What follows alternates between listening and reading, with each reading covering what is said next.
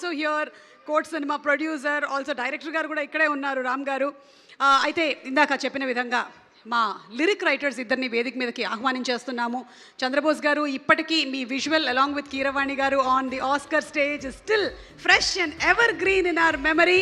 So proud of you Chandrabose గారు. And అలాగే కాసర్ల శ్యామ్ గారు, ఎన్నో అద్భుతమైనటువంటి పాటల్ని రాసినటువంటి మన లిరిక్ రైటర్ కాసర్ల శ్యామ్ గారు. సో ఇప్పుడు శ్యామ్ గారిని మాట్లాడవలసిందిగా రిక్వెస్ట్ చేస్తున్నాము. అందరికీ నమస్కారం అండి. ఈ సినిమాలో విచ్చేసిన పెద్దలందరికీ, విజేంద్ర ప్రసాద్ గారికి, సురేష్ బాబు గారికి, బాబీ అన్నకి, శ్రీ విష్ణు గారికి అందరికీ ప్రత్యేక ధన్యవాదాలు తెలియజేసుకుంటూ, ఈ సినిమాలో నేను 3 పాటలు రాయడం జరిగింది.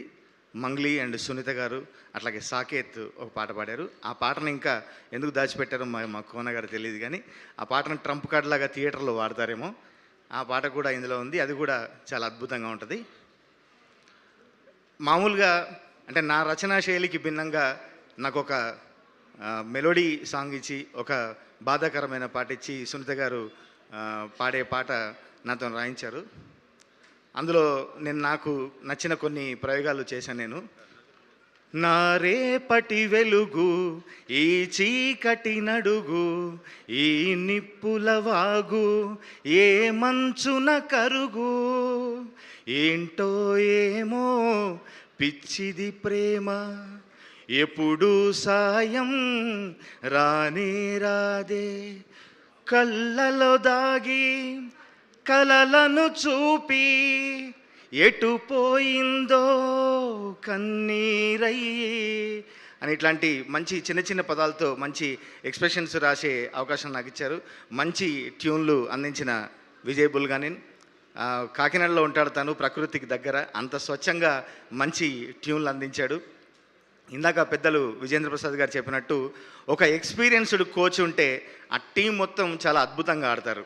అట్లాంటి మా కోన గారు ఎక్స్పీరియన్స్డ్ కోచ్ ఉండి దగ్గరగా వీళ్ళందరితో అద్భుతంగా పర్ఫార్మెన్స్ రాబట్టుకున్నారు. మా దర్శకులు సతీష్ గారికి కూడా ప్రత్యేక ధన్యవాదాలు, మంచి పాటలు నాతో రాయించినందుకు. బ్యాండ్ మేళం అని పేరు పెట్టుకున్నందుకు ప్రతి ఈవెంట్ అంతే సందడిగా కొనసాగిస్తున్నారు. ఇంకా అసలు ప్రమోషన్ అయితే చెప్పక్కర్లేదు, ఏది వదలట్లేదు. ఉగాది, రంజాను ఏది వదలట్లేదు మా కోన గారు. నేను ఏదన్నా ఒక పోస్ట్ పెట్టుకొని ఎన్ని లైకులు వచ్చాయో చూసేలోపు 10 బ్యాండ్ మేళం పోస్టులు ఉంటున్నాయి అందులో. నేను పెట్టిన పోస్ట్ నాకు కనిపించట్లేదు, బ్యాండ్ మేళం పోస్టులు టకా వచ్చేస్తున్నాయి. అట్లాంటి ప్రమోషన్ కూడా ఎంతో విగరస్గా చేసి చాలా అంతమందికి ఈ సినిమాను చేరవేశారు. మీకు ప్రత్యేక ధన్యవాదాలు.